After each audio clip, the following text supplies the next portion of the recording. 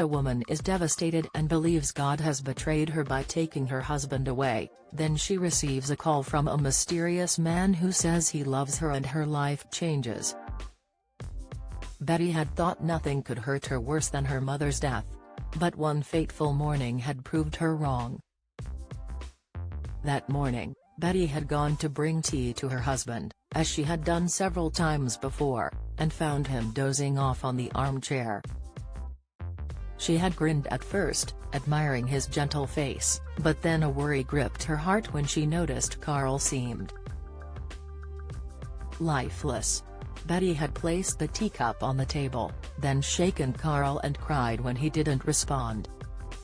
And like that, he was gone in his sleep, and she was left with nothing, no one. Carl and Betty had been married for 30 years and had seen several ups and downs. The couple even got over the grief of being childless because they had one another and their love. But now, Betty didn't have anyone. The condolences of distant relatives and friends sounded like an insult, and she blamed God for playing a dirty game with her, rejoicing in his power to take away her loved one. So Betty stopped going to church. She wouldn't pray, and she wouldn't appreciate him. He had been a heartless force and taken her beloved husband away. Betty's life was in shambles after Carl's death. She had let herself go, and she didn't eat, sleep, or go out, except for visiting Carl's grave. She'd buy him flowers and sit beside him for hours, telling him her heart's worries and how much she missed him. Nothing stopped Betty from visiting Carl. Neither the rains nor the scorching sun. Her house needed repairs, and she barely had any savings, but she didn't care.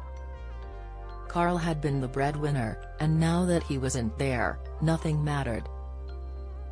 One afternoon, Betty returned home from the cemetery, sat in Carl's armchair, and tears streamed down her cheeks.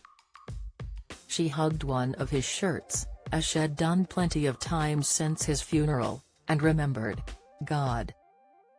You know how much I despise you after what you did, she whispered, tears flowing down her cheeks. But you have my husband, my dear Carl. I can't live without him, and you don't have the authority to separate us. Betty was crying, wanting to give up and die, but her phone rang and distracted her. She didn't answer the first time but couldn't tolerate the ring the third time and picked it up. A gentle voice appeared on the other end of the line. Bet. It said. Bet, I'm here. I love you. Please don't give up on life. I know you're facing a hard time, but let me help you. You love me? She screamed in tears. No, you don't. You can't. Who do you think you are? My dear Carl loved me, and now has gone. And nobody understands me. Nobody. They don't know how painful this is. Betty, he said calmly. Don't hate me for what I said. I want to help you. I want to help you step out of this pain, but only if you let me do that. I'm sorry, she said. I'm sorry, but I can't talk further. I need to go. Can we please meet? He asked. Do you know the park by the church you used to visit? I'll be waiting there at 5 tomorrow. I hope to see you there, Betty. Goodbye. Betty put her phone down and returned to the armchair. She didn't want to meet anyone or go anywhere. But there was an inner voice telling her to meet this mysterious man.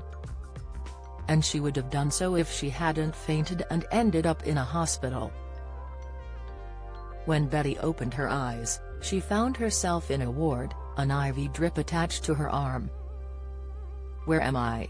She asked the nurse, who smiled gently. It's the city hospital. You had fainted, and a man brought you here. He said he was a friend. A man? She asked. A friend? Where is he? Would you like to see him? The nurse asked. I'll let him know you're awake. And then the nurse was gone, and soon after, a handsome man entered her ward, a silver fox with kind eyes and a gentle smile. "You're awake." He smiled. "Hi, I'm Carson. We used to go to the same church," he explained, sitting on the stool beside her bed. "Remember I had called you and said I wanted to meet you? I noticed you near the park when you fainted.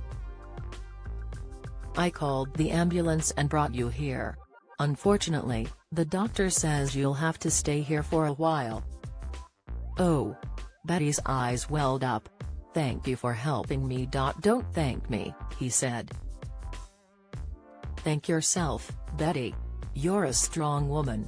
Because you have to live a happy life." "A long one," he said. "Rest for now, and I'll visit you soon.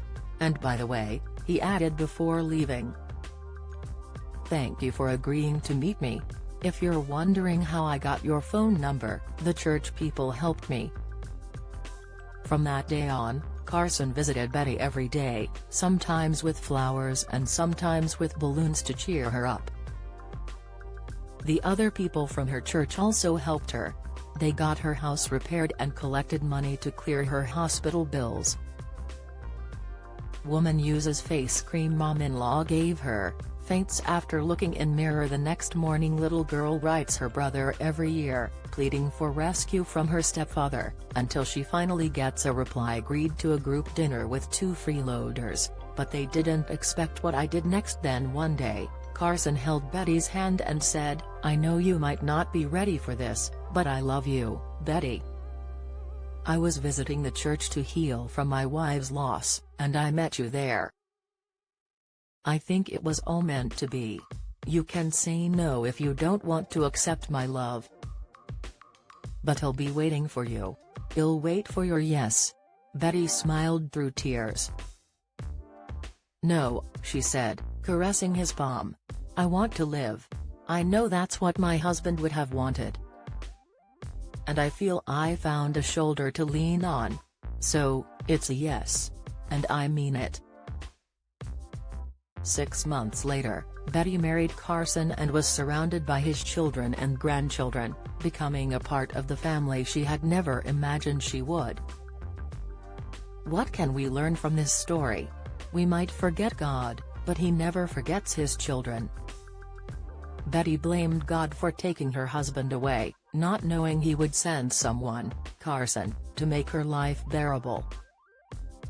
Never give up, because miracles happen when we least expect them. Betty wanted to die and go to her late husband, but after meeting Carson, she could move on from her loss and heal. Share this story with your friends. It might brighten their day and inspire them.